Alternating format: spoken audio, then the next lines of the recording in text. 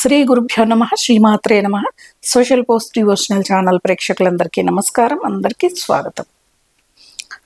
ఇప్పటికే ఈ channel subscribe చేసుకొని చూస్తున్న ప్రతి ప్రేక్షకులకి పేరు పేరున ధన్యవాదాలు. మీకు ఏదైనా సందేహం ఉంటే కామెంట్ బాక్స్లో పెట్టండి. అలాగే వీడియోని ఎక్కడా స్కిప్ చేయకుండా చూస్తే మీకు సంపూర్ణమైన సమాచారం మీకు అందుతుంది.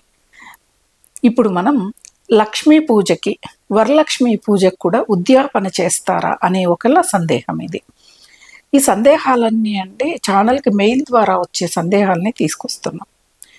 లక్ష్మీదేవి పూజకి, వరలక్ష్మి పూజ ఇవి ఎప్పుడెప్పుడు చేస్తామో ముందు తెలుసుకోవాలండి.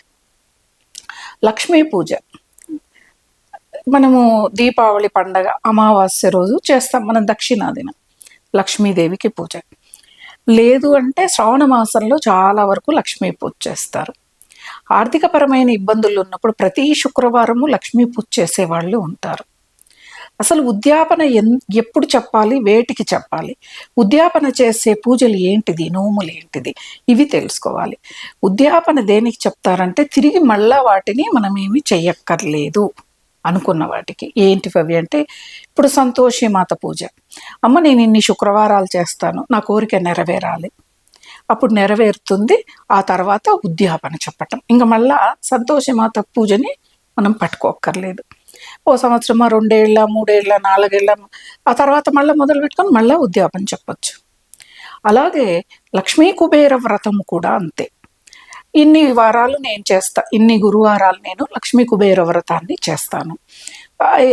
3, 5 ఒక్కటైనా చేయొచ్చు, 9, 12 ఇలా ఎన్ని వారాలు అనుకుంటే అన్ని వారాలు చేసి ఆ తర్వాత మన కోరిక నెరవేరిన తర్వాత ఉద్యాపన చెప్పచ్చు. మళ్ళా తిరిగి మనకి ఎప్పుడో మనకేదైనా ఇవన్నీ కామ్యం అంటే కోరికలు నెరవేర్చుకోవడం చేసే ఈ పూజలకు వాటికి ఉద్యాపన ఉంటుంది. మిగతా వాటికి ప్రతి సంవత్సరం చేసే పూజలకి, నోములకి, వ్రతాలకి ఉద్యాపన ఉండదు. ఉద్యాపన అంటే పంపించేయటం, ఇంకా మళ్ళీ తిరిగి మనము చెయ్యకపోయినా పర్వాలేదు అనేటివి, అలా కోరికలతో చేసేవి అన్నమాట. అలాంటి వాటికే మనకి ఉద్యాపన ఉంటుంది.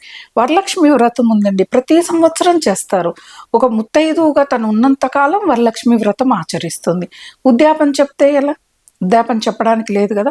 వరలక్ష్మి వ్రతానికి కూడా ఉద్యాపన చెప్పాలి అంటే ఇంటి సాంప్రదాయం లేనప్పుడు, ఏదైనా కోరికలు ఉన్నప్పుడు, అమ్మ తల్లి వరలక్ష్మీదేవి నీ వరలక్ష్మి వ్రతాన్ని చేసుకుంటాను, నేను ఒక 3 సంవత్సరాలు చేసుకుంటాను, అంతకంటే నాకు ఓపిక, శక్తి, సమయము ఆర్థిక పరంగా లేదు అని చెప్పి కొంతమంది పట్టుకుంటారు. ఆ 3 ఏళ్ళు అయిపోయాక ఉద్యాపన చెప్తారు.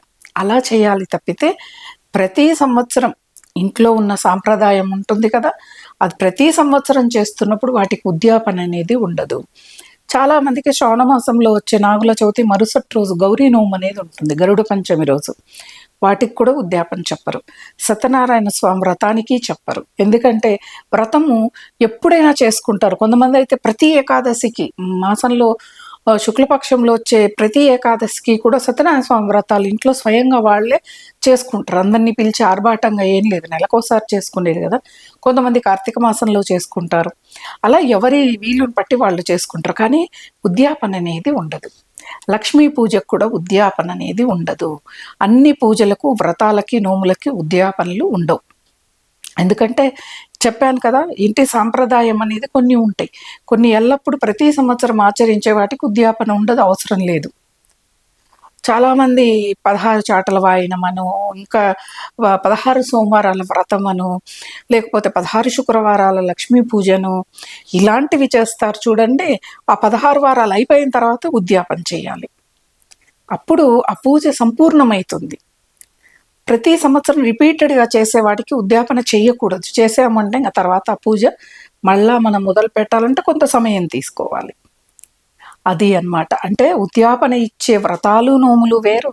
ప్రతి సంవత్సరం మనం ఇంటి ఆనవాయితీగా, ఇప్పుడు కేదారేశ్వర నోములు ఉన్నాయి, దానికి ఉద్యాపన అనేది ఉండదు. ఎందుకు? ప్రతి కార్తీక మాసంలో వాళ్ళు కేదారేశ్వర నోము ప్రతి సంవత్సరం నోముతారు, లేని వాళ్ళ సంగతి పక్కకు పెడితే.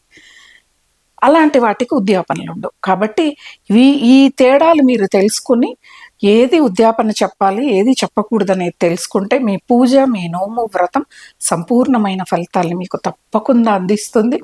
అందుకే వీడియోని ఎక్కడా స్కిప్ చేయకుండా చూడండి అని చెప్పేదన్నమాట. స్వస్తి.